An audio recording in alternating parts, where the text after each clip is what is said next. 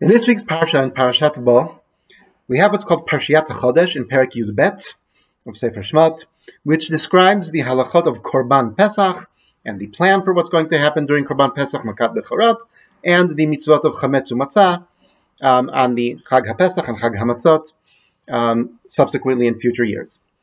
In the halachot of the Korban Pesach, initially in this Parsha, in the context of Mitzrayim, what is to be done in Mitzrayim on the first year and the first time that the Pesach is brought. Later on, the Torah describes that this will be the model of the Korban Pesach that is brought the Dorot for future generations in Eretz Yisrael, in the Beis HaMikdash. In the halachot, in the details of the Korban Pesach as described here, we find two blatant contradictions to what is described elsewhere in Parashat Re'eh. In Parashat Re'eh, in Sefer Devarim, also we have three parshiot of the Shalosh Regalim, and the parshiah that deals with the Pesach talks about the Korban Pesach and describes details of the Korban Pesach that are contradictory to what we read here. The first contradiction has to do with the identity of the animal that is brought as the Korban Pesach. In our parsha we read, Se tamim zachar ben shana yelachem min hakvasim u'min ha'izim tikacho. Right, so very clearly, the animal that is brought for a Korban Pesach must be either a sheep or a goat. It must be within its first year, like a young lamb or a kid, and it must be a zachar rather than nekeva. So that is very specific. As opposed to that, we read in Parashat Re'eh, Shamor et chodesh ha'aviv v'asita pesach la'Adonai Elohecha ki b'chodesh ha'aviv hotziacha Adonai Elohecha mi-Mitzrayim laila v'zavachta pesach la'Adonai Elohecha tzon u'vakar b'makom asher yivchar Adonai leshaken shmo sham. So very clearly it says, "V'zavachta Pesach l'Hashem Elokecha tzon uvakar," and the pshat of the pasuk very clearly is that the person at his or her own discretion can bring either tzon or vakar. As opposed to that, Chazal darshan this pasuk in order to for it to fit in with what we read in Parashat Chodesh. Chazal darshan tzon uvakar, tzon lePesach, bakar leChagiga.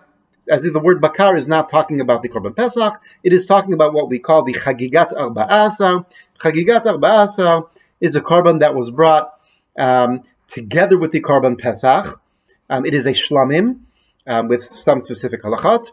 It is a shlamim that was brought together with the Korban Pesach, eaten together with the Korban Pesach, but obviously did not have to be specifically tzon. It had the general halachot of a Korban shlamim, that it could be bakar, it could be zachar or nekeva. So Chazal darshan the word uvakar as referring to this chagigat arba'asar, which I said was brought along with the Pesach. It wasn't always brought along with the Pesach.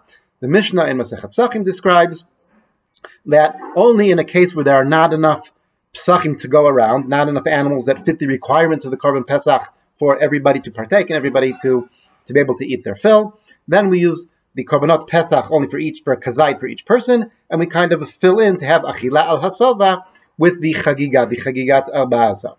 So Chazal darshan that in the pasuk in Re'eh, v'zavach la'Pesach l'Hashem Elokecha tzon la'Pesach u'vakar la'chagiga, for that chagigat arba'asa that was brought in certain cases along with the Pesach. Clearly, this is not the pshat of the pasuk. The pshat of the pasuk v'zavach la'Pesach l'Hashem Elokecha tzon u'vakar is that the Pesach could be either tzon or vakar, in contradiction to what we read in Parashat Chodesh. Additionally, in Parashat Chodesh it is specified that it must be Zachar ben Shana. There is no such requirement mentioned in Parashat Re'eh. The second type of contradiction has to do with the preparation of the meat of the Korban Pesach. In Parashat Chodesh we read, "V'achlu et habasar balayla hazeh tzli esh u'matzot al merorim yocheluhu. Al tochlu mimenu na uvashel mevushal b'mayim ki im tzli esh rosho al karav v'al kirbo." The meat must be roasted. And the Torah even emphasizes it cannot be raw, it cannot be partially raw, it cannot be cooked in water, it must be roasted. And these are two very clear contradictions. And in contradiction to that, in Parashat Re'eh we read, "Uvishalta ve'achalta b'makom asher yivchar Adonai Elohecha bo, ufanita b'boker v'alachta lo alecha." Clearly it's explicitly using the word uvishalta. Again, Chazal darshan that the bishul means they're not bishul b'mayim, but bishul be'esh, cooking in fire, which effectively is roasting, and this has a basis in a pasuk in Diber Hayamim. However, the pshat of bishul without any specification of bishul ba'esh is bishul b'mayim, is cooking, regular cooking, and in fact, especially in light of the fact that in Parashat Chodesh the word bishul is used explicitly to specify that which you are not allowed to do in in contrast with tzli. So that seems very difficult that in Parashat Re'eh it would use the word bishul when to actually mean tzli. Clearly the pshat is that it actually means cooking rather than tzli. What do we do with this contradiction? So it seems that each one of these parshas is expressing a different conception, a different movement, a different purpose of the Korban Pesach, reflected in its different details.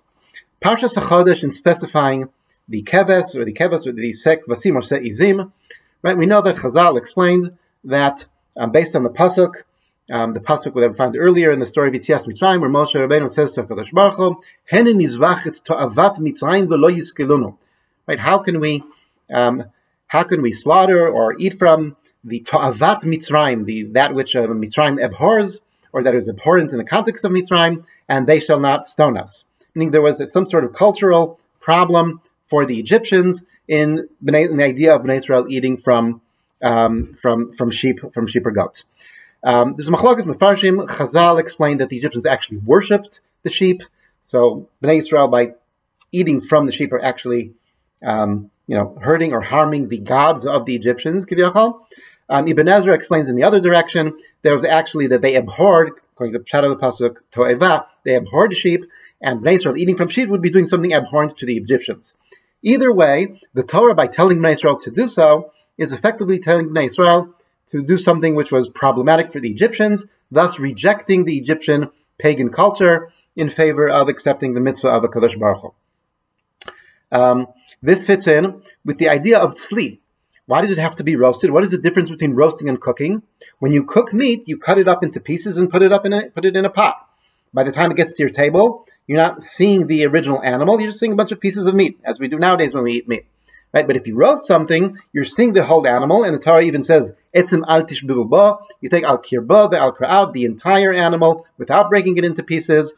You have to roast the entire thing, so that when it's on the table in front of you, you are actually cutting meat from the animal, experiencing the fact that you are eating from this sheep or goat, and not sort of dissociating it and calling it meat, but experiencing and intentionally rejecting the to'evat Mitzrayim in favor of accepting the brit of HaKadosh Baruch Hu by eating from that sheep and recognizing it as such. That is the Pesach of Parshas HaChodesh, an acceptance of the brit with HaKadosh Baruch Hu by rejecting the Egyptian pagan culture in favor of the mitzvah of HaKadosh Baruch Hu. And the Dorot, we are to reenact that acceptance of the brit.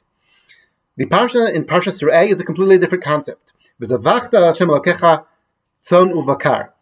Okay, a korban which we find elsewhere in the Torah that can be either tzon uvakar, either zachar or nekeva, is the Korban Shlamim. The Korban Shlamim has similar halachot to the Pesach of Parshas Re'eh, and specifically the Korban Toda, as opposed to a regular Shlamim, is a Shlamim which can be eaten only for the first night following its sacrifice, and not further, similar to the Pesach of Parshas Re'eh, which is also specified that it needs to be finished by morning. The Korban Pesach of Parshas Re'eh is basically a Korban Toda. It is a Toda it is a thanksgiving to HaKadosh Baruch Hu, not on the individual level, but on the national level, and this mitzvah of praise and thanks to HaKadosh Baruch Hu for Yetzias Mitzrayim, it is what is intended by Parshas Re'eh, and the Torah gives us both of these parshas to express that we need to do two things in the Korban Pesach. We need to reenact and reaffirm our acceptance of the brit with HaKadosh Baruch Hu, and we also need to praise and thank HaKadosh Baruch Hu for having taken us out of Mitzrayim and taken us to Eretz Yisrael and given us the Eretz Yisrael.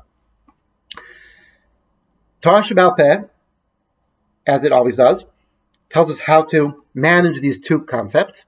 And in this case, because the Pesach of Parshas HaChodesh is the one which gives the more stringent, the more machmer details, so that is the one which determines the identity of the Korban Pesach, and we fulfill the idea of Parshas Re'eh by filling in with the Chagigas Arba'asa. These two ideas of the affirmation of the Brit and of praising and thanking HaKadosh Baruch Hu for Yetzias Mitzrayim are reflected in our Haggada, in the mitzvah of Sipur Yetzias Mitzrayim. Right? We know that Chazal tell us that in the Sipur Yetzias Mitzrayim, we need to contrast the results of Yetzias Mitzrayim with what came beforehand. And we do so in two ways, based on the Gemara and Pesachim. We do so by contrasting it with how our forefathers were even before the others, how they were Ovdei Avodah Zarah, and now HaKadosh Baruch Hu brought us to become His nation. We became His Am. Right? That contrast is meant to emphasize how with the Korban Pesach, how on Pesach, we reaffirm our brit with the Kadosh Baruch Hu, our relationship with the Kadosh Baruch Hu, in contrast to what came before, how we were distant from Kadosh Baruch Hu, and now we are the Am and the nation of Kadosh Baruch Hu. That is the reaffirmation of the brit, as Parashat Chodesh expresses in the Korban Pesach. And we also need to contrast the results of Yetzias Mitzrayim with our human national condition as it was in Mitzrayim as slaves. We were slaves to Paro, and now Kadosh Baruch Hu, with all of his nisim, brought us out of Avdut Lechirut, and thus we thank and praise the Kadosh Baruch Hu for having taken us out of Mitzrayim, having brought us out of slavery to freedom, in line with the purpose of the Korban Pesach as described in Parashat Re'eh. Right? These two things are what we are meant to do in Leil HaSeder as a result of these two parashas of the Korban Pesach, the affirmation of our brit with the Kadosh Baruch Hu, and the praise and thanks, Shevach v'Hodah to HaKadosh Baruch Hu, for having taken us out of Mitzrayim and brought us to Eretz Yisrael.